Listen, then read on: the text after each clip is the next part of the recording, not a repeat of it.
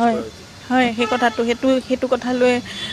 মানে মই বুজি পোৱা নাই সেইটো কিয় হ'ল আৰু ইমান দিনে সেই কথাটো মানে ৰখুৱাই হৈছিল আৰু সিদ্ধাৰ্থৰ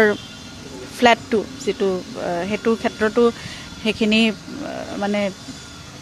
ৰখা হৈছিল সেইটো কিন্তু এতিয়া মহাবীৰ একুৱাই কিয় সেইটো পাৰ্মিশ্যন পালে হাইকোৰ্টৰ পৰা সেই কথাটো আমাৰ কাৰণেও এটা বৰ প্ৰশ্ন উত্থাপন হৈছে সকলোৱে সেই কথাটো বিচৰা আমি কোনেও নাছিলোঁ আৰু সেইখিনি কথা এতিয়া প্ৰকাশো হৈছে জুবিন গাৰ্গ সেই 1 কোটি 10 লাখ টকাৰ সিদ্ধাৰ্থে তাত ইনভেষ্ট কৰিছে বুলি লিখিছে সেইখিনিও জুবিন গাৰ্গৰে টকা বুলি আৰু SITয়েতো চাৰ্জশ্বিটখনত বহুত হিচাপো দেখুৱাইছে